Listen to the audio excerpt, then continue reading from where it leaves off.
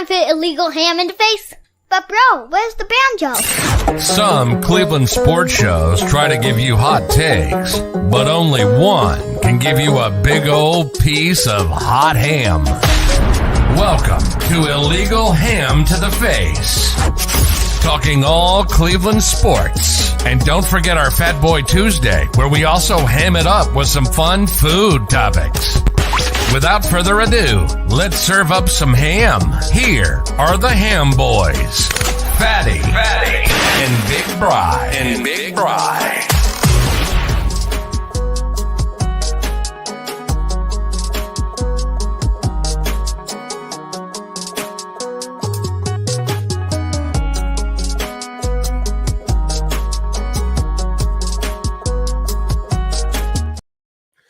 What's going on, everybody? Welcome on into the 2024 Halloween special of Illegal Ham to the Face. I am Jared Fatty Bates. He is Big Bry. What is going on, brother?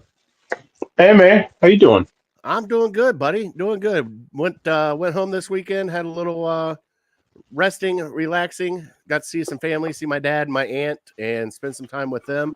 Got some shout-outs here a little bit later on that you're going to enjoy because some places that you might have to go check out at some point in time now that you are a family man and you love food like I do. I'm pretty sure you're going to love this combination.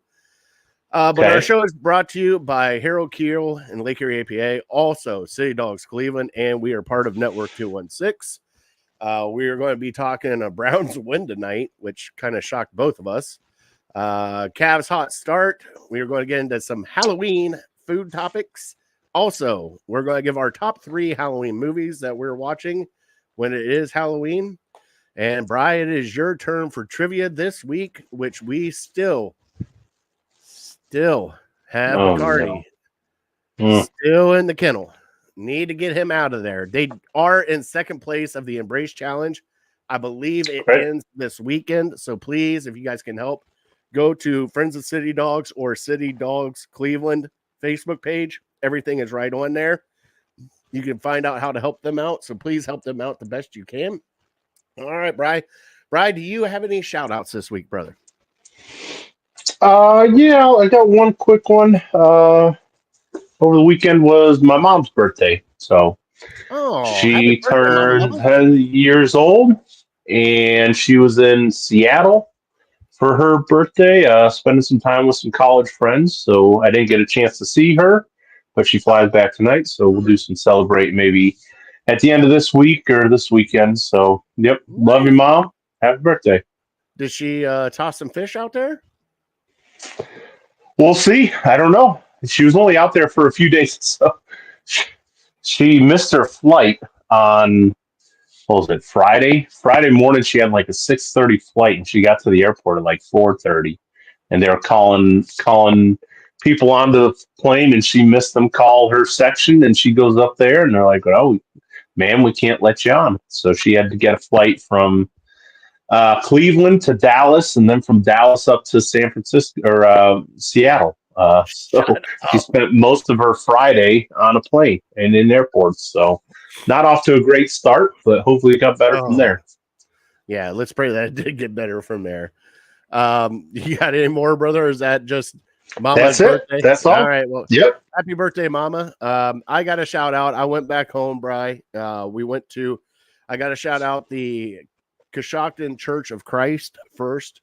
Went there for the sermon on Sunday. And then also they had a trunk for treat on Saturday there at the church where we took the kids and got to see everybody. I got to shout out my dad and my aunt.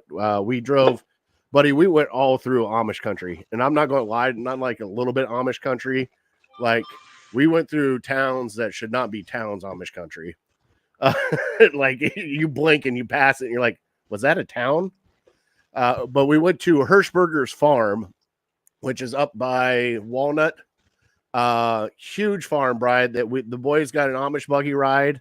They have a petting zoo. They have goats that are on the roof. They have a horse on the second level, because that's where he likes to be at, I guess. They have a bakery. They have food trucks. Worse than Chai Lai. Yes. And I know it's pronounced chili. it is Chai Lai, and we went through Chai Lai, Justin. So that's kind of where we went to. But if you go there, it's great food. They have food trucks there. It's pretty much like Mapleside, like during the that kind of stuff. They got the pumpkin patch. They got all the other stuff there, and it's a really nice place, Brian. A lot of stuff that you could do with your kids right there, and plus some great shopping there too. Like a lot of handmade wooden stuff. Like we got a gumball machine that Charlie wanted, and then we got some other things that pronounced it correctly. Well, it's Chai Lai. That's how everybody's told me to pronounce it my entire life. But then we went to a place in Mount Hope, Ohio. Now, Brian, this is a little village out probably 30 minutes away from Sugar Creek area. Yep. We went to Miss Yoder's restaurant. Bri, hands down, some of the best fried chicken I've ever had.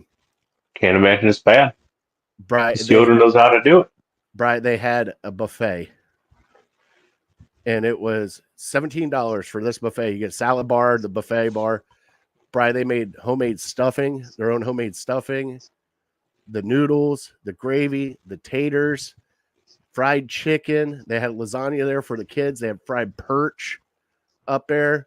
But Bri, that fried chicken, it was like not super breaded fried chicken, but it was like the seasonings that were on it that were just like it floored me, Brian. My dad's like, "You want to go up here?" And he goes, "Oh yeah, we're going to try this." And as soon as I took the first bite, I looked at my dad. I'm like, "Yeah, this is worth." Like we got there at noon on Saturday, Bri. Waited for about 30 minutes for our table. There was a line all the way around the building. That's how packed this place was. And then also well known, I guess, because I got the peanut butter cream pie. Oh yeah. So it was a great trip all around. I got to thank my dad and my aunt for a great time. We also got some Amici's pizza there in West Lafayette, which they got some really good pizzas, sweet sauce, and they cut their pizza weird down there. They come like breadsticks. I don't know why they come like breadsticks. Huh. That's not bad. I probably prefer that to square pieces. I'm not a huge fan of the square pieces. Well, it's thin crust where you could do the square pizzas. Like, that's what I kind of think of. But like they cut them in like little strips, and they're only like this big, and it's just like by the time you get like three things, it's like half the pizza's gone. So I see. Yeah, Eric, tough. I apologize. I have not gotten back to you about the whole parking thing. Like I said, I was down south, so he went to the game on Saturday. Buffalo fan went to the game Sunday with the White's family, so he had a good nice time. So yeah. You brought up Mapleside. Mapleside made the broadcast. Did you see that? I did not. Did it show everything in Mapleside? No, I think they were just like in the front yard. They were in the area where there are pumpkins and all sorts of kids stuff. I think they just had they had one camera there, so they weren't showing multiple things. But I forgot to shout out. I guess we went to a farm pumpkin patch out kind of towards you, the Red Wagon, I think. Do you know what I'm talking about? I've been to the Red Wagon. Yeah. We went there on Saturday, and they have a brewery there. So Daddy got a couple of beers before we got on the hay ride. So it was an enjoyable time. You say parked in the Rockwell garage, not too shabby. All right. Did you enjoy that's going to be the thing with the new stadium. There's not going to be as many parking places. Like I know going downtown, you park at the PNC building, it's $10 regardless of what event it is. Like now I worry parking is going to be ridiculous. Like maybe $100 for a parking spot for Browns games once we move to the new stadium. Well, it's not going to be good. We got some stadium talk to be doing here. Right after we do the trivia, but we'll get into that here a little bit. And also, we did get some very, very sad news over the weekend. Jimmy Donovan passed away at the age of 68. Lost his battle to cancer. And I'll tell you what, Brian, that was kind of a blow all weekend. And what better fitting way for the Browns to win the way they did. A lot of guys like hearing Nathan Segura talk about it and everything else. It was like pretty much Jim had his hand in that entire game. Doinka one off the field goal post. interceptions pretty much right in the chest, and they drop them. You know, Rashad Bateman dropping that one pass, and he was wide open. So, yeah, it was very sad to hear that him passing away, especially being voice of the Browns for as long as he has.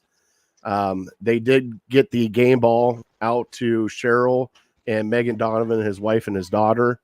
Stefanski and Andrew Berry personally drove it down right after the game was over with, drove it down and handed it to him. So that shows you how much Jim Donovan means to Cleveland Browns and also this city. Brian, you want to reflect on your feelings about Jim? Yeah, down this neck of the woods, down in Hinckley. I guess he had a farm down here and some horses. But yeah, it's just been. I mean, the last couple months have really been tough for Browns fans and for people. If you notice, like I remember hearing him on the radio when they're in the Greenbrier, and I could tell, like Jim Donovan's voice. We've listened to him basically our entire adult lives. So I remember hearing him on the radio when he was at Greenbrier, and I could tell like something just wasn't right. Like he almost had like a slur in his voice that maybe wasn't always there. So I don't know if that was the steroids or whatnot. But then him coming out before the season saying that he wasn't going to be on the Browns broadcast. I kind of thought, well, maybe he's just he doesn't want to keep the Browns hanging in the balance. Like he just wants to say, hey, just don't count on me for this year. I don't want to make it about me. Just replace me. But then reading that letter, and he said his leukemia had returned, and it was very, I think he said very, very aggressive. Mm-hmm. And so when I heard that, like my stomach just sank. Like I knew that he was fighting for his life, and I just hoped that he could, because he has the best doctors in the world, some of the best doctors in the world in Cleveland. So you pray for a miracle and you pray for him, and then the Browns honoring him the way they did. And I don't know if you saw the video of Phil Dawson calling him, and Jim Donovan probably would have given anything to be there that day. So the fact that he wasn't there, you knew that things were pretty serious. But you saw that video of Jim Donovan talking to Phil Dawson, and he was his usual upbeat self, smiling the whole time, just unbelievable. So that gave you some hope there. Like, okay, maybe he's on the mend. Maybe he's going through it right now, but there's brighter tomorrows. But yeah, getting that news on Saturday, that was total gut punch. And if you're a true Browns fan and if you've grown up, in the last 10, 12, 15, 20 years, ever since the Browns came back in 99, you know who Jim Donovan is. And it's almost like just more than a broadcaster. Like he was the number one fan. Like that's something we can all relate to. He was the perfect Browns fan. Like he was somebody that you would want to watch the game with. He's not up there. He's not up there just kissing their butt because he's the employee of the Browns, and he's not just like sugarcoating everything. And he's also not up there just complaining and being a grump and just everything the Browns do is terrible and just because nobody would want to listen to that. So he was a perfect mix of trying to be optimistic but also telling it like it is. And so it was just such a joy listening to him, and definitely something that we took for granted. And now that he's gone, listening back to some of his amazing calls, it's just his enthusiasm, and just seeing the videos of him up in the booth calling these plays, and he's reacting how you and I would react. And he's the playoff win right there. Just saying, hey, I know it's COVID. I wish you all could be here to see this, but I know that you're listening and watching, and this one's free. Like that call, like I got goosebumps right now just thinking about it, Brian. Like just some of them iconic calls that he's like Chubb over, the big run by Nick Chubb that broke loose,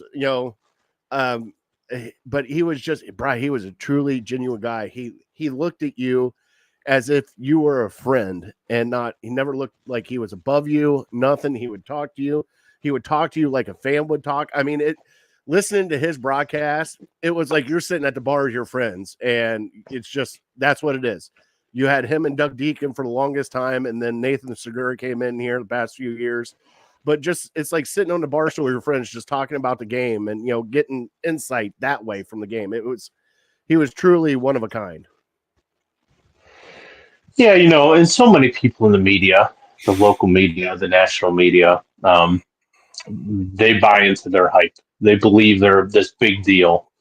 Fans want to get a picture with them, get their autograph, and just are constantly bothering them. And they start to, just become numb to everything. And, oh, yeah, whatever, go away, kid, or sir, or whatever, I'm busy here. Hey, Jim just, he just wasn't that guy. He didn't want the fame. He didn't do it because he wanted the fame. He didn't do it because he wanted the notoriety, or he wanted to tell you how successful he was. I mean, he did it for literally the love of doing it. And, my favorite part of these videos of him up in the booth making these calls is he's looking around to the other people in the booth. He might be in the booth with like 5 or 6 or 7 other people, and he's looking around with them to like want to celebrate with them, because it's such a natural reaction. He's not just up there doing a job.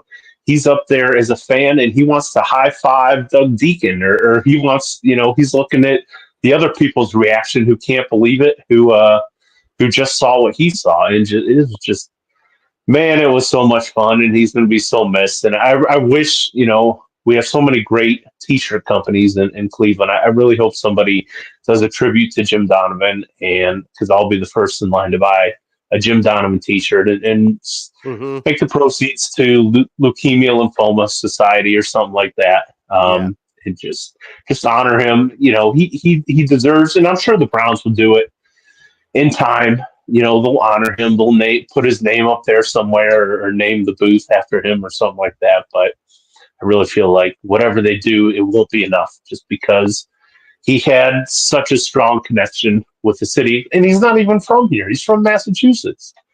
But when people think of Cleveland, you think of Jim Donovan. Oh, absolutely. No, he is Cleveland. He represents the city better than 99.99999% of people that have been here their entire lives. And so, yeah, it's just, you figured a lot of people, when they get big enough, they want to go back home, or they want to go to New York or to LA or to Chicago or the bigger market. No, he was good. He was good. Have his farm in Hinckley. He was truly one of a kind. So be missed very much. Do you have a favorite call of his, Bri, that you remember? I know there's so many. Yeah, there's so many. Sorry to put you on the spot like that, because no. I mean, there are so many, and certainly the one that comes to mind is the only thing missing is all of you. But I remember the Run William Run one, because I was at that game, and that was, I want to say maybe 5 or 6 years into the Browns coming back, and that was like a win and get in to the playoffs, and that was just such a huge game and such a huge moment, and it was a monumental moment for him to call, because he hadn't called a ton of winning games. So that one, and just like, it was just so natural with him. He's not sitting at home like, well, if William Green gets a giant run, I'm going to say this. It was all emotion.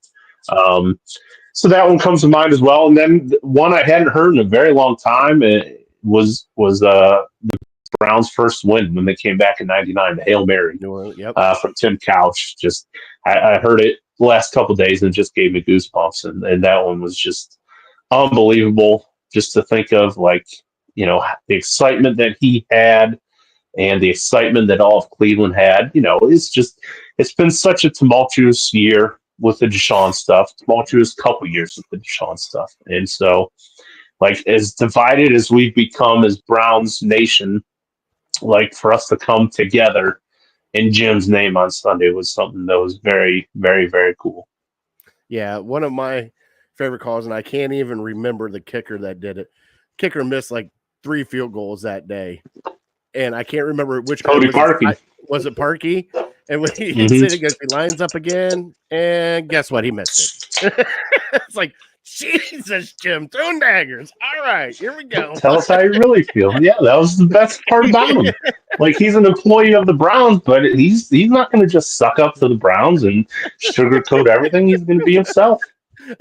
And the snap, ball is down, kick is up, and guess what? He missed it. Like, Jesus. All right. So great. Yeah, and if anybody has anything they want to do shirt wise, anything like that, let us know. We'll promote it too. Oh, that'd be awesome. It would be awesome.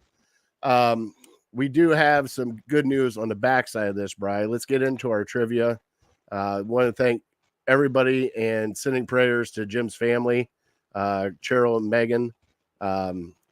He was definitely a true pioneer of what he did, and just truly amazing. Just an amazing person.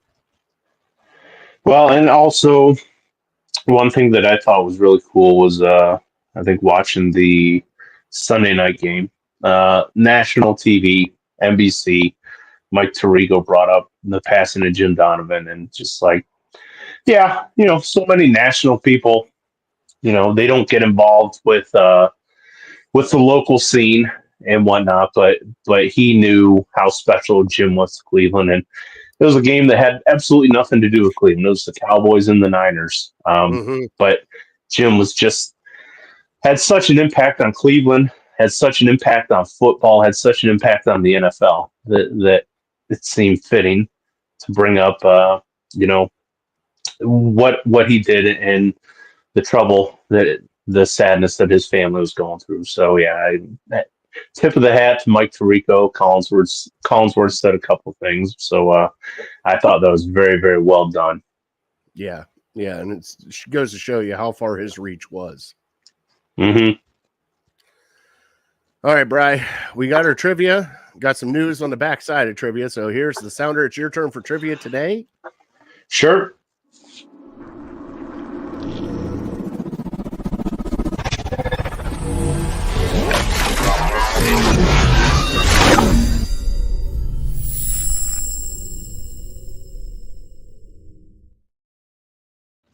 Now, as we were talking about Jim Donovan, I was on my phone with Beth from City Dogs Cleveland. And I apologize, Brian. That's what I was looking down for. She was giving me some updates. The Embrace Challenge is still going on. The kennels are still full. But, Brian, we got some good news tonight. Our boy Bacardi got adopted. No way. This weekend. There he is right there with his new family. God bless you. So awesome. I got to thank all of them. So right now we have one off the list, Brian. We will get the next longest resident next week to join City Dogs Cleveland. But thank you so much, whoever adopted Bacardi. If you're watching please hit me up, and we will see if we can't get you on the next show for a little bit and talk some sports with you and talk Bacardi and see how he's doing. So please, if you're watching this, hit us up. And if you know the person that adopted him, let us know, and we'll try to get a hold of you. But thank you so much for adopting Bacardi. That's a huge news tonight for us, Bri. This was going on like 7 weeks, Bri. Like I keep adding weeks to it. I think it's only like 5, but still it feels like it's been 10 weeks with this dog. So thank God that he got adopted. And if you please can help out on the Embrace Challenge. And like we always say, if you cannot adopt, volunteer, donate, whatever you can do to help out City Dogs. They do have a volunteer orientation coming up here in November. Also, they got a couple other events going on in November that you'll have to keep an eye out for on their social media pages at City Dogs CLE. All right, Brian, our trivia. How awesome is that? We finally got the dog adopted. So great. Yep, that's fantastic. The best news of the night. Okay, here we go. Well, after gushing about Jim Donovan and what an amazing human being he was and how much he loved Cleveland, I got some New York trivia for you. Oh, boy. All right. So, I figured, well, maybe to rub it into New York after they beat us and probably not going to win a championship this year. Give me the last New York team to win a championship? In baseball, basketball, or football? All of Any? the above. Throw All hockey the in there above. too, I think. Well, I wouldn't throw hockey in there just yet. I think the Rangers won it not too long ago. Oh, did they? Well, I have you would no. know better than I would. I'm Take just. I'm, hockey out of there. all right. I'm shooting from the hip, but okay. No, I like it. We're good. I like that one.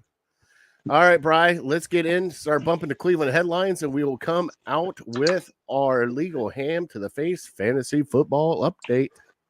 Here we go.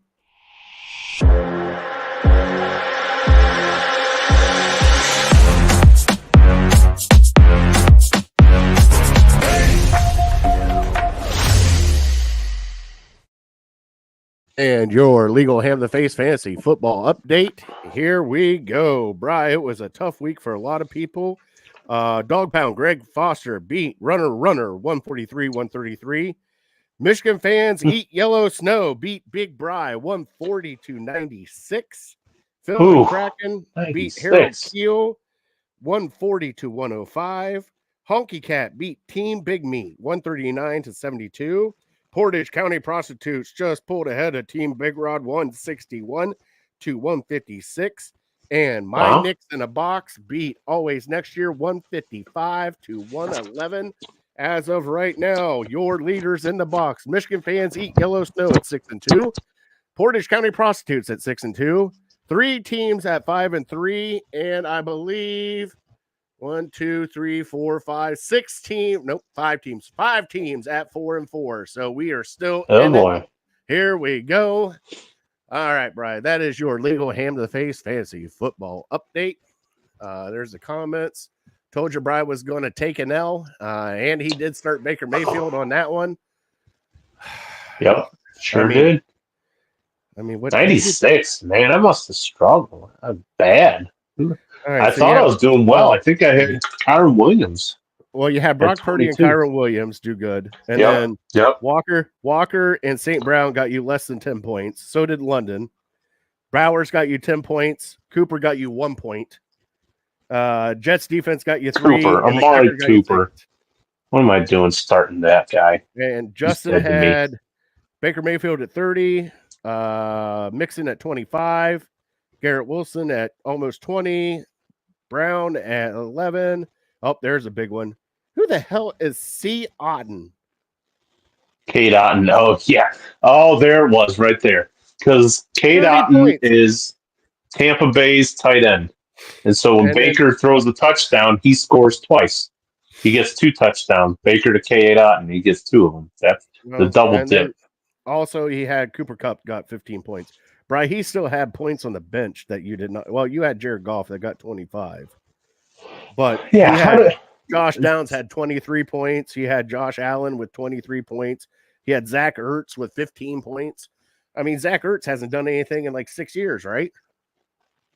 I'm the magical elixir, I guess. Well, I'm sorry, buddy. I'm sorry. It happens. It's not good, though. Get it all out of the way. Yeah. St. Brown and London, their teams combined for like 100 points, and they both stunk. So that's what makes fantasy football fun. I know. All right, well, let's get into our Cavs, who are in a red-hot start right now. They are 4-0. They're welcoming in the LA Lakers tomorrow night with LeBron and Bronny coming in here. Maybe Bron's last time in Cleveland playing basketball. You never know.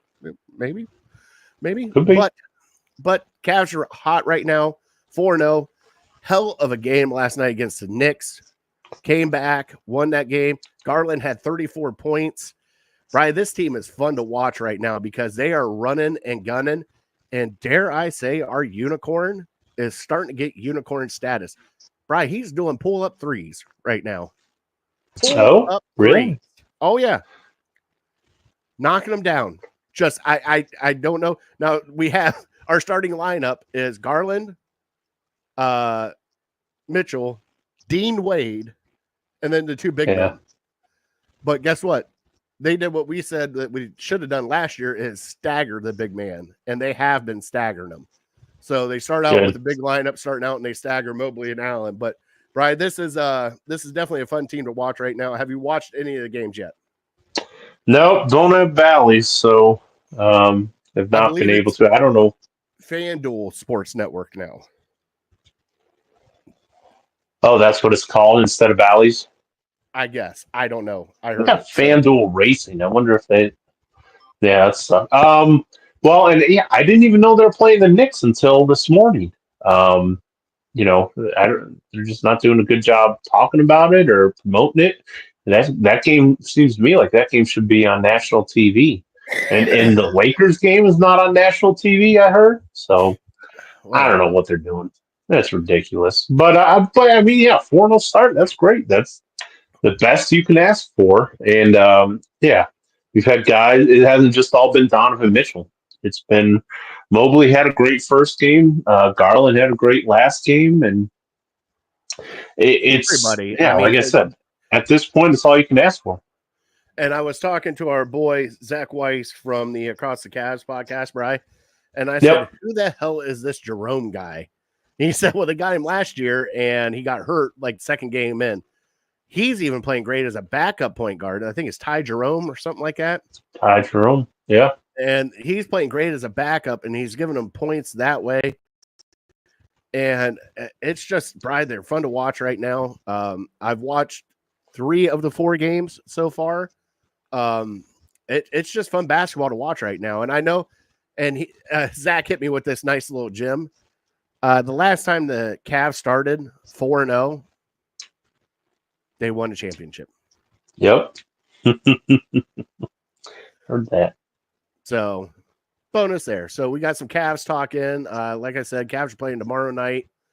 Big game against the Lakers. Lakers coming to town. I think they are on national TV against the Magic, maybe Friday night. That's correct. So they play the Magic on national TV. I don't know if it's Friday, Saturday, or Sunday. Well, let's have some fun. Go watch some Cavs. Bri, do you have a record? We are 4 games in.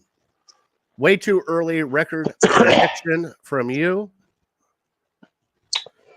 Yeah, I think the Cavs are going to be a team that, I mean, in today's day and age, it's just how many wins you get in the regular season. If you're a good team, it just depends on how serious you take the regular season. I think we have the answer that the Sixers, probably the Heat, teams like that, they don't take the regular season serious. It's just all about the playoffs. I think the Cavs will take the regular season serious. I think they will try some new stuff, though, as well.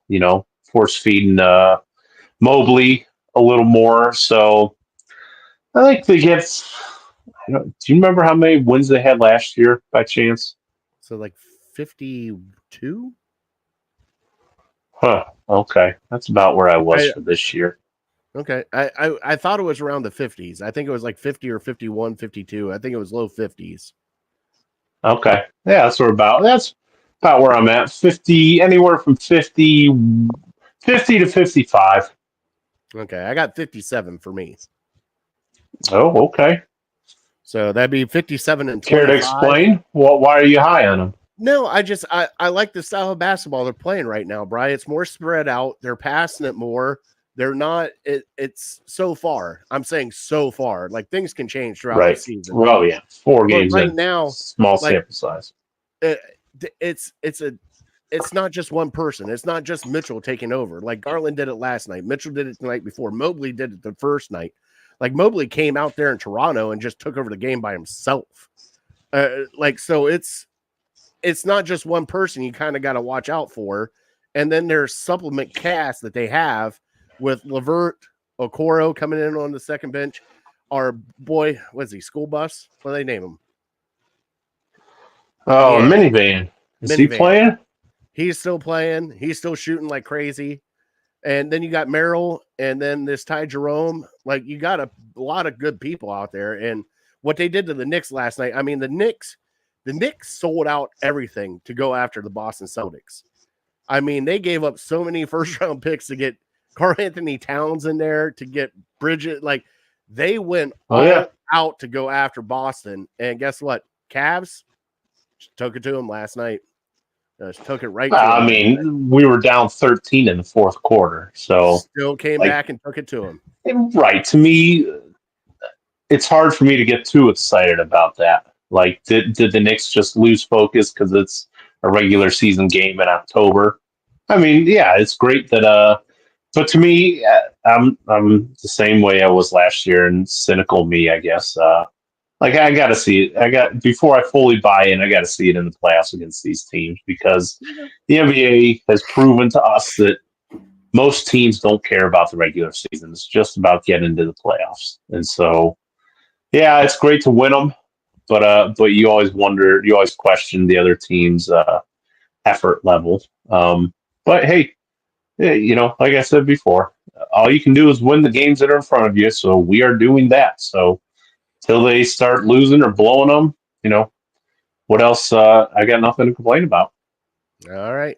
Well, Brian, it's time to get into your Cleveland Browns. And man, the news that happened all week before this game, Stefanski giving a play call to Dorsey, Jameis Winston getting a start, Wyatt Teller coming back, DeJuan Jones playing left tackle.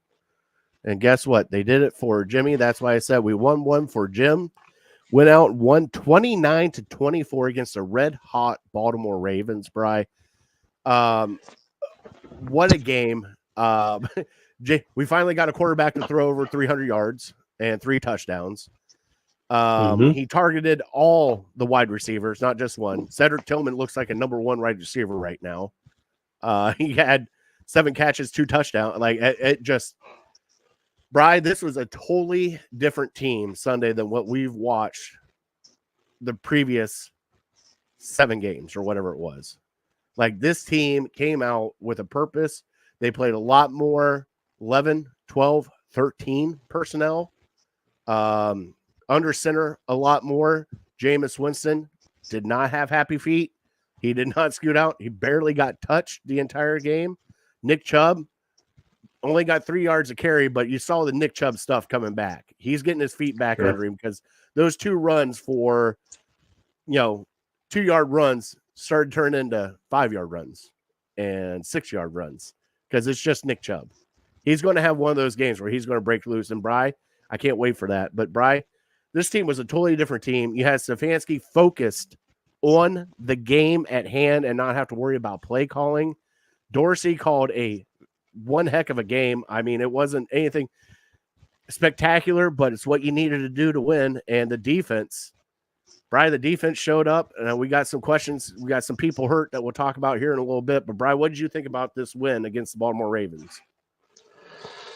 Oh, I mean, so many layers to this game. It was just all over the place for me as a fan. And I think when you text me, it was shortly after, and I was like, I don't think I cheered once during this game, because I just didn't know how to take it. And I was still so angry at the Browns. I was still so frustrated that it took 7 weeks for this effort to come out.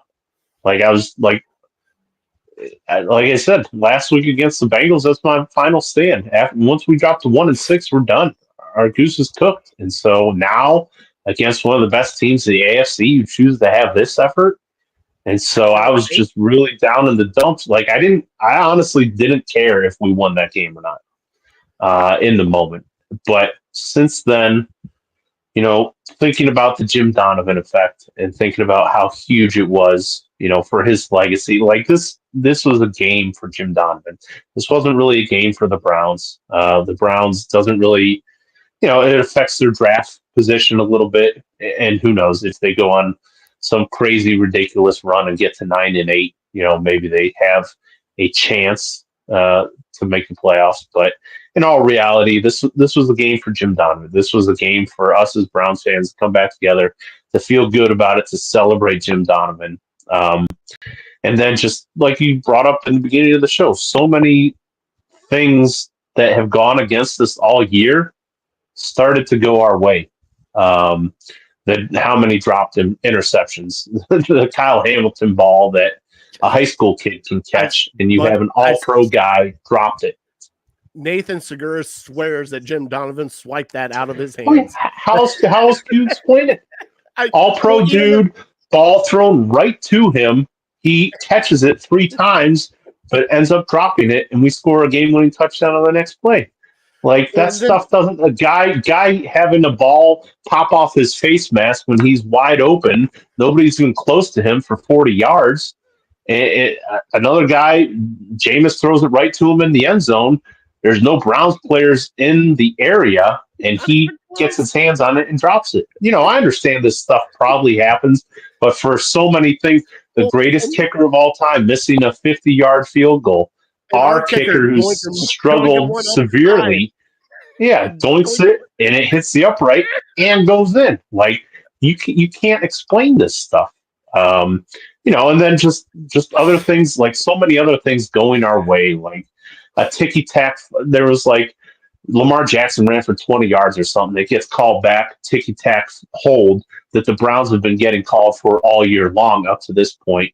Mm-hmm. Now the other team's getting called for it, and it's working in our favor. JOK, goes in for Lamar and sticks his leg out and trips him, and it doesn't get called. It's blatant as day. It doesn't get called. So, like, okay, now finally the luck is coming to the Browns side. We needed every bit of it to win this game, and it was so awesome. It was so awesome to watch it, and looking back on it now, I can appreciate it. But in the moment, I was so upset. Like, not upset. I wouldn't say I was upset, but I was just numb to like, great. Now you're going to make that catch. Jameis is throwing the ball at the feet of Elijah Moore, and he's picking it up, and he's like looking like an all-pro receiver. Like, now you choose to do that when our season's in the toilet. Where was this 3 weeks ago? And so, all this stuff you can't really explain. And then there's other things you can't explain. Like Jameis, why was our offensive line looking so much better? Like, we were one of the best offensive lines in the league, maybe like the entire year. This game was one of the best offensive line performances of the entire year, I think I heard. Mm-hmm. But things you can't explain, like now we finally have our 5 best offensive linemen on the field. Like every game up to this point, we only had 3 of the 5 at most. Sometimes Joel Bitonio was our 1. We have 1 of 5. Now we have our 5 best offensive linemen there. And, DeJuan Jones moving to left tackle. Something I was asking them to do in the preseason. Like, hey, we think Jack Conklin should be good. So let's we know Jed Wills has 1 year left. Let's just go ahead and make that switch to DeJuan Jones on the left side now. They just didn't do it. And I mean, because guys were hurt, because this was our healthiest game of the year. This was our healthiest game of the year. We got all our offensive linemen back. We have Juan Thornhill back. I know we lost Delpit and Ward and JOK, but they still had an impact on the game. And then, Baltimore's without their 2 best quarterbacks. They have a shaky secondary to begin with, and they're without their 2 best quarterbacks, and then 2 of their best defensive tackles go down, or defensive linemen go down. And so we're playing backups. And so, like it's just crazy how everything that has gone against us for 6 weeks now is starting to go in our favor. And it was just, like I said, I can't explain it. The only thing you can say is, certainly Jim Donovan had a hand in this, and I wouldn't argue that because there's no other explanation for it. No, there's really not. And like you said, I know that Jameis threw for 300 yards and 3 touchdowns. Brian, he could have had probably 5 or 6 interceptions at that point in time. And yes, and I heard, and I don't know if you listened to the Boys in the Morning with Lima and Ken Carmen, but they were talking to Greco, and they were asking Greco about having a different quarterback behind them. And he said it's, I don't want to paraphrase it, but he said pretty much it's nice to have a guy that is going to be behind you because they don't have eyes in the back of their head. And you know where that guy is going to be at. With Deshaun, you didn't have that because Deshaun got happy feet as soon as something started happening and started trying to bail out. Winston never even bailed out once. Like, he got hit a few times. I'm not saying he didn't, but he didn't bail out once. The wide receivers actually caught the ball. It's the pass that he threw to Njoku for the touchdown. Yeah. And he's not afraid. Great play. And I think that was the thing that this offense needed was Winston was not afraid to push the ball downfield. I think Watson was afraid Totally to agree. push the ball downfield. Absolutely. And Winston just went in there and said, hey, Brian, we were having intermediate pass. Jerry Jeudy finally got yards after the catch.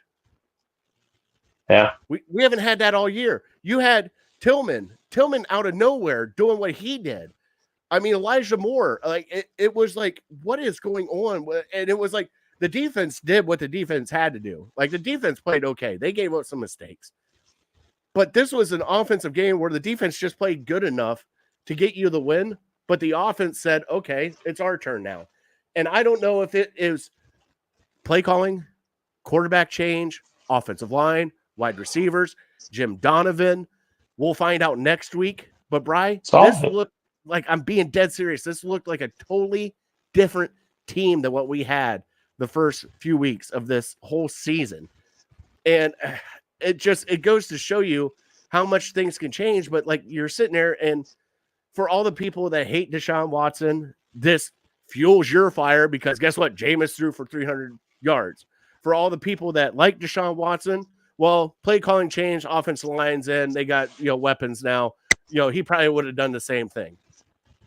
And this is where we're at right now. We're still in a limbo at quarterback. And Justin, just speculation off of one game, brought it up.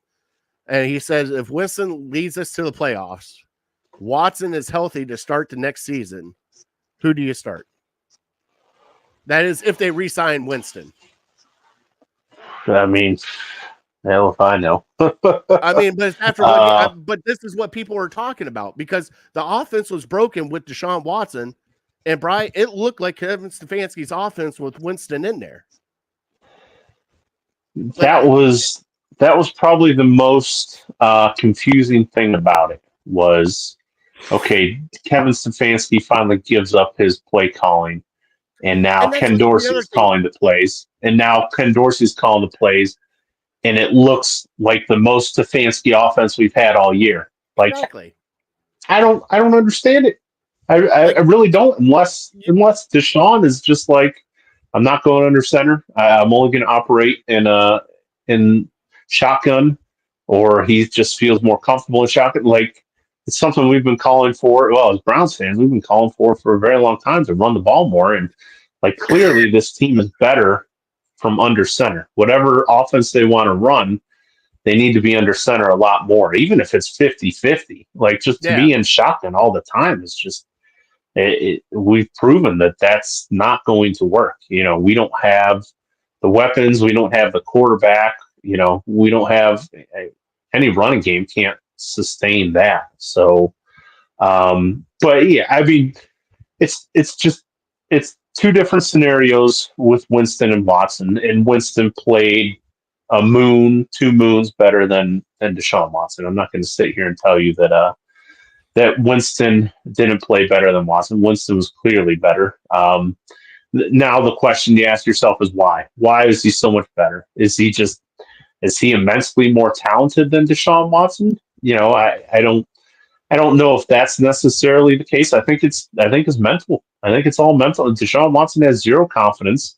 He'll tell you all the time that he does, but also like the pressure. Like, Jameis Winston's coming in as a backup. He's been a backup for several years. He can play free and easy and just make all these throws and not worry about, hey, if it gets picked off, whatever, it gets picked off.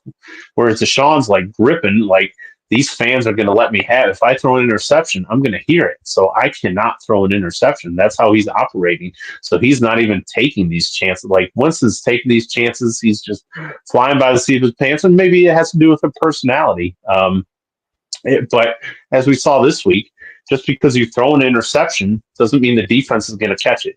You can throw interceptions and they drop it. And so, Deshaun Watson clearly needs to take more chances, and he's too afraid. He doesn't trust his line. He doesn't trust his receivers. And Winston comes in there and he's just like, you know what? What do we have to lose? We're supposed to lose by what? You pick them to lose by 3 touchdowns. I picked them to lose by 17 points or something like that. What do you have to lose? You just go out there and you just look at it and you have fun. And, if you do that and you have fun and the defense sees you having fun, the defense, it's going to be all talk about the offense, but the defense played a heck of a game to hold the Ravens to what they did. And I can't say enough good things about everything. It just Sunday everything turned up brown and orange, and like I said, I can't explain it, but certainly it felt like the Browns nation came back together in the name of Jim Donovan, and it was great to have something to celebrate at the end of it. Oh yeah, and definitely. I mean, it's a win, Brian. You and I were talking about if they're what's the over under? Are they going to win more than 2 games Right, this year? Like right. we were talking And about now, that last week, and now, yeah, Brian, now you know what they do? They're the Cleveland Browns, and they give you hope again because guess what? We win this weekend. We're I know, 3-6 going into the bye, and I Brian, you know. never know. Brian, guess what? The last team that was 3-6 when they went into the bye, Los Angeles Rams, and they made the playoffs. Well, yeah, I mean the I'm just AFC is saying. wide open. I'm just saying because but we got to see this week, Bri. I think this was a fluke game. I really do. And I know Phillips is going to just chop this up into bulletin board, receipts, send them back to us. But Bri, I really do think this was kind of No, a fluke game for Jim Donovan. And I want to see what next week brings. Now, if they look like the same team from this week to next week, Bride, then we have some serious conversations about somebody that got paid a lot of money to be quarterback here because you said you don't know if Deshaun trusted his wide receivers or his offensive line. Bride, what if it's the other way? What if the offensive line didn't trust Deshaun? What if the receivers didn't trust Deshaun? Like it works both ways on that one. And we'll get into that here a little bit later, but we're going to celebrate a win. We can talk to Deshaun all we want to later. He's injured. We're not going to do that right now, but Bride, Jameis Winston did look good. He did almost throw some picks. For your players of the game, for your offense, I mean, Jameis has got to be up there. You want to add a couple more of players of the game for your offense? Cedric Tillman, I thought, last 2 weeks he's been a number one wide receiver for what it's worth, and before we were thinking just another Andrew Berry bust, but for 2 weeks he's ever since Amari Cooper left, he's answered the call, and so I think absolutely he needs some shouting out, and then defensively, I guess I'd probably give it to like Darius Smith, just. Mm-hmm. Doing unbelievable things. It's such a tall task when you're playing against a freak athlete like Lamar Jackson, and for him to get him on the ground a couple times and get him feeling the pressure a couple times, just he's every bit as good as Myles Garrett was. Now I want you to hear the stat line, Brian, because you're going to love this. So you know that Jameis Winston 27 of 41 for 334 and 2 touchdowns. 3 touchdowns. Cedric Tillman, 7 catches, 99 yards, 2 touchdowns. Average, 14 yards a catch. Elijah Moore, 8 receptions, 85 yards, 10 yards a catch. Judy, 5 receptions, 80 yards, 15 yards a catch. Njoku, 5 for 60 yards. Those are the big 4, and they got spread around to everybody. And then you have Chubb in here, 16 for 52. Would have been a lot more, but they kind of pigeonholed him there towards the end. And then Devontae Foreman, 5 for 26. Offensive-wise, Bri, we've been asking to see where the hell Elijah Moore's been. And for him to get 8 catches and 85 yards, yes, Cedric Tillman's been great. But we traded to get Elijah Moore here, and he has not even caught a ball in like the first 7 games. And he goes out with 8 catches for 85 yards. For me, that's my number one guy right there. Njoku's second. Defensive-wise, Brian, my man, Grant Delpit. Did anybody lay a hit on Derrick Henry and then tell Derrick Henry he's too small? Got some cojones on him, so I'm going to go with him. And also, JOK was amazing until he got hurt. Now, Brian, we do have to talk. You're frozen. Hopefully, you're coming back here in a second. And it looks like that. Okay, I'll see if he comes back here in a second. We do have to talk. Denzel Ward is out with his 6th concussion now. Also, JOK got carted off. He is released from a hospital with a neck injury. He had feeling in all of his fingers and toes. We do have some injuries on the defense. They're going to kind of hinder everything. So, with that being said, we got next week coming up. We're playing the Chargers. It's going to be a hard game as it is. For me personally, I need to see this team perform like they did this week. Now, it's going to be hard, especially with those key pieces missing, with Denzel Ward missing and with JOK missing. That's going to be huge, especially against a guy that's a rookie, Jim Harbaugh offense who loves to run the ball, and Herbert, who has been playing really good for a certain amount of time. There he is. Brian, you're back. Sorry about that. Technical you're difficulties. Fine. No, you're fine. I was talking about next week, and we talked about Denzel Ward getting a 6th concussion now. JOK getting hurt, getting carted off, with everything being, numbed, and he's healthy now. He's out. He's probably going to miss a couple weeks here too. What do you see about this team? I think that this team matches up well against the Chargers because they can stop the run if they want to.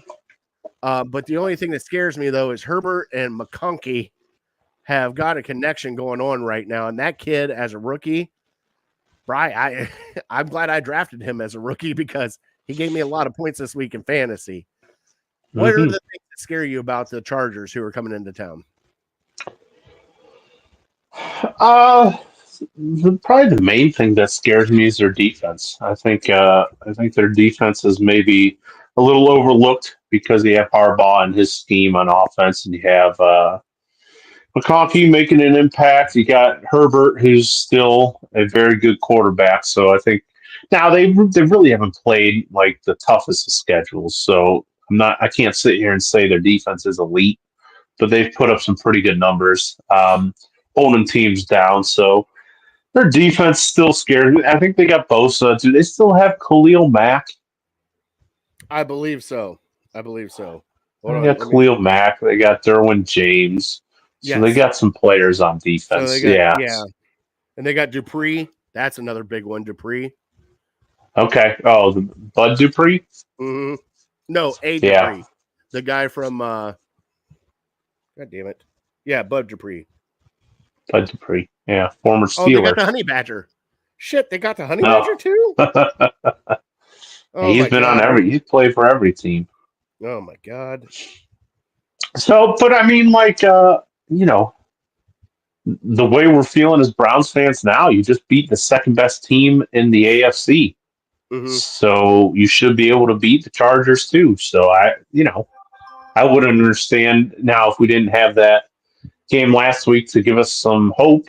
I think it'd be a tough game, but I'm not sure what the spread is, but I would imagine it's probably pretty close to a pick 'em. It's I think they're favored by 2.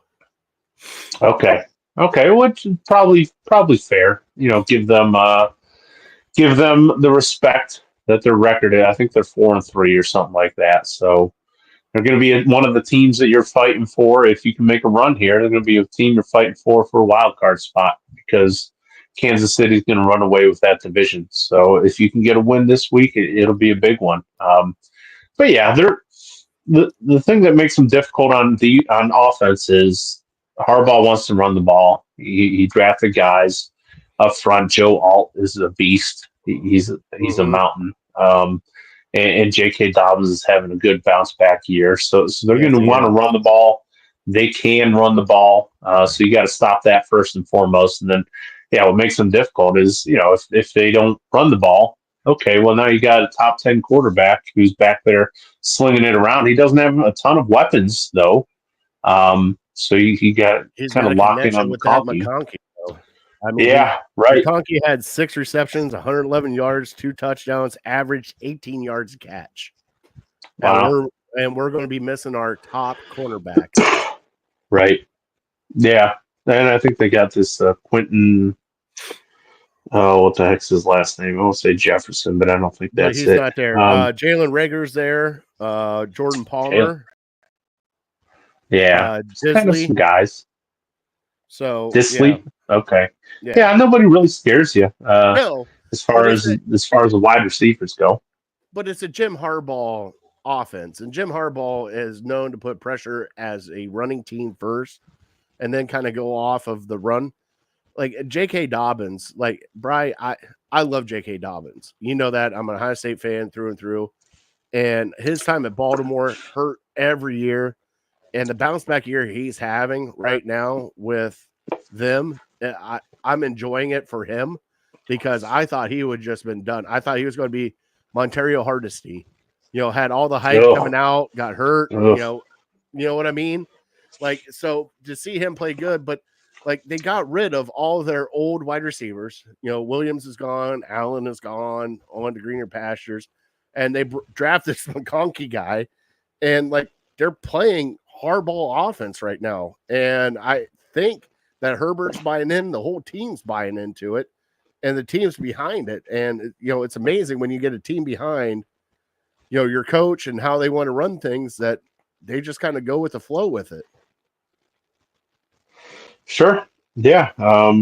It's just they're going to want to win ugly. They're going to want to run the ball and play defense. So I don't see a super high scoring game. But they have the capability to play from behind with Herbert. And as long as the receivers can get open, can hang on to the ball, he's going to put it where it needs to be. All right, Brad, give me a score predict for this game. Now, we both missed last game. But now we got a little hype on this one. They won the last one. You said you're going to get off the train. Are you getting back on the train? No, I mean, what I meant by that was I'm off the train as in hoping that they can make a run to the playoffs. I think they can still win some games, and this past week kind of proved it to me. Like I said before, you can beat the Ravens, you can beat the Chargers, you can beat pretty much every team on your schedule other than maybe the Chiefs. So if you can beat them, I'm riding the train. I'm buying in still. I think they keep the momentum going into the bye week. Like I said, I think it's an ugly one. I think they probably find a way to hang on to a couple of those interceptions that Winston throws. But yeah, if we can keep making our kicks and the offensive line can keep them clean, I'll go Browns. 23. And Chargers 17. I am very close with you, brother. I'm going to go Browns 24, Chargers 20. I nice. Think you and I think it's going to be a muddy kind of game, and we'll see what happens. But I think that with Stefanski now not doing the play call and actually have eyes on everything and be able to manage the game. And that's the one thing I wanted to bring up to you, Bri. We didn't really get into Stefanski giving up play calling, and I'll get into it real quick. Bri, all the years that he's been here, he has not budged on giving up play calling. He had Van Pelt, who he handpicked, who knew his offense. Everything else would not give up play calling. Then, magically, they are 1-6, and he gives up play calling. Bri, was this forced from above? Hell if I know. I have no idea. Well, I mean, because I think to me, I view it as kind of like a Hail Mary, to where, hey, your starting quarterback is out for the year. We're 1-6. What have we got to lose? Let's try something new. What the hell? It doesn't really matter. Let's just try it, see if we can have some fun, see if it looks any different. So, I mean, that's all I can think of. Whether it came from above, I don't think it came from above. But everything we've listened to their press conferences. When everyone asks a question, what does he always say? It's collaborative. I collaborate with these guys, and so I think they've had onward discussions about it. So I don't think somebody came down with an iron fist and said, you have to give up play calling, otherwise you're out. It feels so weird. It feels so I weird. I agree. Why? All this time. Why now? Yeah, exactly. That's my question. Why now? Because everybody asked you at the beginning of the season. No. He's going to help. I'm going to call plays. Even with Van Pelt. Oh, no, I'm not going to give it. But now of all times, you're going to give up play calling. Like, it just feels so weird, the timing of him giving up play calling, that it feels like it came down from somebody above saying, hey, you got to give up play calling and worry about the team instead of the offense right now. Yeah, Like I said before, just the whole thing, the play calling, how the offense looks, just boggles my mind. Like Stefanski finally gives up play calling, and the offense looks more like the Stefanski offense that it has all year. I know, right? Why? I I know. don't know, but we had success with it, so let's keep running that back. Whatever we did, keep calling those plays. All right. Well, Bri, let's get into some Fat Boy stuff. You ready for some Fat Boy stuff?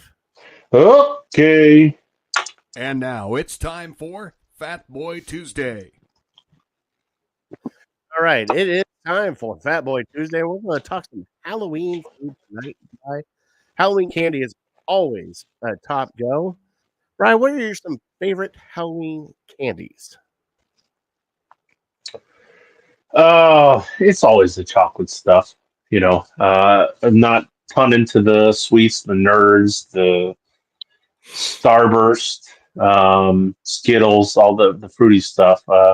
Chocolate stuff is always tops. Kit Kats, I think of. Oh, I don't know. You know, one thing I haven't seen in a while is a Butterfinger. Do they still make Butterfingers? they still make Butterfingers, but I haven't seen them in a while either because you always get No. like the bag mix pack and it's like M&M's, Hershey's, you know, Kit Kat with the Good Bar, Mr. Good Bar is always in there or whatever it is. You know, Yeah. I like that. Crackle. Oh yeah, Crackle. Oh my God, Crackle is the best. It's just Crunch. Let's just be honest. Yeah, it's just Crunch Bar. Yeah, it's just Crunch It's Bar. Crunch Bar. Justin said Sour Patch, Cotton Candy, Sweet, and Roll. Oh, Tootsie Rolls. Oh yeah, Tootsie Rolls are. No, God, thank you. great. Really, you're not a Tootsie Roll fan? All right, here we go. Candy corn. Nothing special. Nothing special. Candy Oh, come corn? on now. No, No? don't make me. No, of course Come not. on. That's What terrible. about the pumpkin? No, also terrible. Although somebody did tell me if you eat peanuts with candy corn, it tastes like a Snickers. And it kind of does. So if you have a Especially if bunch of they're. candy corn laying around and you don't like it, get some peanuts. Hey, I'm not gonna lie. I'm a fan of candy corn. I know people hate You're it. gross. I just, hey, Terrible. I'm Brian. Look at me. Of course, I'm gross. I get that. Especially the little Do pumpkins. you like black too. jelly beans too? No, that's where I draw the line. Black Huh. jelly beans. Interesting. Hey, mint and black jelly beans are the devil. Mint. Telling Terrible. you, dude, You I don't like cannot an do Andes mint? I don't like mint. I don't like mint. That's Period. terrible. Ugh. I am not a mint guy. Mint chocolate chip cookies can die in the trash for all I care. I hate So mint. what's your top candies for So like Halloween? dude, I'm a Reese cup guy. I love Reese cups. You get the little Sure. mini Reese Oh, cups, yeah. pop those things like candy. M&Ms. I am a peanut M&M guy. Regular Right. M&Ms are cookie, but I'm a peanut M&M guy. Crackle, like you said, Crackle. Oh God, Crackle's so good. I'm not a fan of like the solid chocolate, like the Hershey chocolate. You know, you gotta have like almonds in it or the Crackle or something like that. I'm not a. There's Snickers. Snickers hit the candy corn is the best. Tastes like a payday. Justin in here with here. Whatchamacallits. Here's some whatchamacallits coming in. Oh, now that's my favorite. Way to go, Craig. Yes, sir. And then Justin said it's a fatty fail for not liking mint. I'm not a fan. I can't get myself to do it. Like I've tried it. I've eaten Thin Mints. I've eaten everything else. I cannot do it. Okay. Okay. I don't know if I can put that one up here. We have a new person, Virgil, in the chats, and I don't know if I can put that one Clean it up. You don't have to put it up there. What's he anything talking chocolate. Craig actually had a whatchamacallit today. Oh, yeah. Is I also make a whoozy what's it. Yeah, everybody likes their Hershey squirt chocolate. That's how you make chocolate milk. So we made the epic mistake of buying Halloween candy on like September 17th. We bought 2 big bags of Halloween candy on September 17th, and You ate it all, didn't you? we're down to basically a few random ones and a bunch of Hershey bars. Oh, Brian. My wife picked out all the milk duds, which don't get me started. Milk duds are not that great. I'm not a big fan of milk duds. They're not that great, but that's the only time you get them is Halloween. I feel like. But I feel like I was telling her, I chew on them for 10 minutes, and I'm still stuck with a ball of caramel, and I just swallow it down like a pill. It's just their milk duds are nothing. So yeah, she got rid of all the milk duds. I picked through like the Kit Kats and some Reese's, so all we have left are like Hershey bars. So I feel bad. And last week after our show, having a couple beers, I was afterwards. I'm like, you know what, I could go for something sweet, but nothing was really calling my name out of the bag. So I had a bag of my wife's very expensive lactation cookies. Oh, Bri. It tasted like carb. There was like oatmeal raisins, and they were not good. But I'm like, I was expecting them to taste like Famous Amos or something, and they were like not good. And yeah, I got very emotional afterwards. So I don't know what happened there, but yeah, it was a regrettable moment for me. Do we need to peel back the curtain about the cookies that a certain Gardena ate out of your cousin's office? Oh, the dog cookies. I understand. So my dog has these cookies that look like mint Oreos, and they're dog cookies, and so I can understand how that happened. All right, I can actually do it. All right, he said his ex-wife dressed up as a nun in Manchester, England for Halloween. She was charged with impersonating and received a 5-year prison sentence, but he won't miss her. I don't know. Well done, that was Virgil? That was Virgil. Thank you, Virgil. You the man. All right, so we got Bit of Honeys in here. Oh my God, I love Fat Boy. This is much better than me doing the Halloween version down in Florida when I'm just yelling at random people at Walt Disney down there going, "What's your favorite candy?" Oh, I forgot about that. Yeah, you over here. I'm on a podcast. Come over here. What's your favorite candy? Oh my God, that was a Knob Creek day of all Knob Creek days. Let me tell you. Yeah. Oh, you're like the Family Feud guy. What's your favorite candy? Survey says, get the hell out of here. All right, so I do have to ask one more before we flip over to our top 3. Brian, what about Whoppers? Oh, pass. You're a pass on the Whoppers. Yeah, I mean, I used to hate them as a kid, but now I'm just like, they do nothing for me. So, I mean, I guess if it's the only sweet I have in the house, I'm eating it, but not a huge fan. All right, so I do have to tell this story before we flip over. So while we were at church on Sunday, the kids had got Halloween candy from Saturday from the trunk or treat at the church. Okay, Whoppers are okay. I like them. They're not bad. So I'm sitting there in the pew. We're singing songs, hymns and everything else. And I look over. My dad reaches in his pocket, starts pulling out candy and handing it to my kids. Wow. In the car ride there, I'm telling my kids not to eat any more candy. They're getting Pappy treats in the pew at church, just mowing down. They got M&Ms. They got Whoppers. They got Reese cups. I'm pretty sure he pulled some Hershey bars out of his pocket. And I'm looking at him going, are you serious right now? We are in the middle of church and you're feeding my kids candy? And he just looks at me and goes, I don't know what you're talking about. And just starts looking up in the air. I'm like, you son of a... Were they still in the wrapper? Oh, yeah. Yeah. That's totally fine. He brought him with him. He's sitting there just right beside him, just hand them candy. And every time they started singing, he'd tap them, hand him another piece of candy. I'm like, what are you doing, Dad? And then I'm like, okay, he's Grandpa. I get it. He's just feeding them candy. I get it. Yeah, if they're out of the wrapper and he's just pulling them out of his pocket, that'd be a little weird, but in the wrapper is fine. Brian, we're going to have to do this next week. Next week for Fat Boy Tuesday, we're going to have to talk some best M&Ms. Because Eric, we can do that. There's a bunch of them now. M&M peanut butter. Oh, it's so good. Also very good.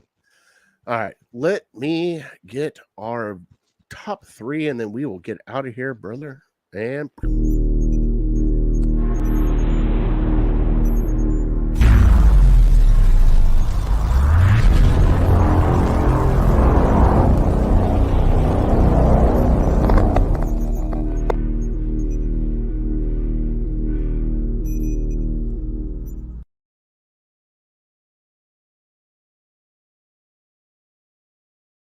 All right, so I do got to pull this one up because this is right up our alley. Virgil said, "As a Brit, Whoppers are the same thing as Hooters." All right, here we go. And the What rails does are that off. mean? What is You that? know what that means. You They definitely call know what that Hooters means. Whoppers over there? It- I'll get down with that. Is it the same Hooters that we eat at with chicken wings? That's what I'm kind of curious about. I know, right? All right, so our top We'll three say, tonight, Virgil. right, is Halloween movies that we will watch during Halloween right now. Yep. And Bry, if you want to go first, go ahead. If not, I will go first. No, I got it. I'll be quick. Number 3. It's my wife's favorite movie, so I got to watch it. Hocus Pocus. I've seen it maybe 2 or 3 times. That Yeah, was an it's honorable okay, mention. but it's her Honorable favorite mention movie, on my so list. watch it with her. Number 2, E.T. Going back to my childhood, still kind of E.T.? freaked out about it, but yeah, he was nice. Yeah. E.T. is a Halloween movie? Of course, it's a Halloween movie. Takes place during Halloween. All right. You know, I'm not judging. Go ahead. every list I saw had ET on it, so I went with ET. Like I told you before the show, I've seen probably 10% of Halloween movies, and I've heard of maybe 20% of them. So that's a Halloween movie to me. My number 1 is Scream, the first Oh, one. the original? There you go. Mm-hmm. There you go. All right. So my top 3. Bry, I'm watching it with my kids. Number 3, Ernest Scared Stupid. One of the gems of Halloween that you have got to watch. Love Ernest. All right. Number 2, Leprechaun. And we talked about that before the show. Oh, yeah. And number 1 that I watched with my kids just not too long ago, Casper. Okay. Is there original? What's the original? Didn't they? I feel like they've remade that a few Not the times. cartoon ghost. The one with not Nicole Richie. Good God, I can't think of her name. Cole Kidman? Devin Swana was in it. It was like a 90s movie. Yeah, the original. No, the original is a cartoon back in like the 70s. Oh, but I mean, Casper's still a cartoon, right? In your movie you're talking about? Yeah. Well, sort That's of. what I'm thinking about. It's not a cartoon. It's I mean, real the ghost people. itself is a cartoon, isn't he? Yeah. Yeah. Let's see here. Craig said E.T. is my favorite. Charlie See, Brown. thank you, Craig. Love Ernest from. Oh, I didn't even think about that. The Crow. The Crow, Scream, Never and seen it. Nightmare on Elm Never Street. heard of it. Oh my God, you would love Nightmare it. on Elm Street, yes, very good. Of the original, Halloween's good. Nightmare on Elm Chucky, Street, all the Chuckies. Chucky. I forgot about Chucky, but yeah, Yeah. Chucky's a very good one. All right. Halloween, what's the Jason? Friday the 13th, very good. Oh yeah. All right, Bryce. So give me that trivia. Brought to you by City Dogs Cleveland, and thank you whoever adopted Bacardi. You're the man. Awesome job.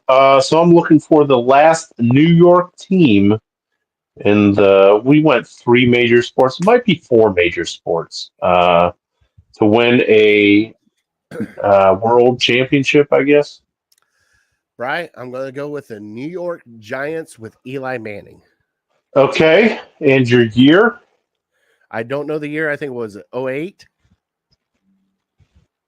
They did win it in 08, but they won it since then as well. 2012. I think 11. Well, it had 11 down. So Okay. 2011. Yeah. 08 was the Patriots, perfect season that they ended. Then they beat them again in 2011. So isn't that crazy? All the teams, they have two football teams, 2 baseball teams, 2 hockey teams, and Cleveland's won championship more recently than New York. Eric actually said Islanders. We're not counting hockey in this. So yeah. Well, and the Liberty won this year, so if you really want to count that, and I think there's an MLS team that won. So I mean, they have these secondary championships, but I'm talking big 3. I love you, Bry. Being real. No, you're fine. You're fine. All right. We are here at the end of the show. Please give us a like, subscribe, follow on all of our socials. We are on iHeartRadio, also Spotify. If you want to catch the audio, if you want to catch us live, catch us there. Please go give us a like and subscribe there. Brian, we are definitely at the end of the show. God bless them, brother. God bless you. God bless America. Rest in peace, Jimmy Donovan. Love you. We want to thank our troops and first responders for everything you guys do. We could not do this show without you guys and what you guys do for us. And with that note, Jim, thank you for an amazing life, an amazing time with the Cleveland Browns. We are uncorked, unloaded. We are out. We will see you guys next Tuesday. Have a good night, everybody.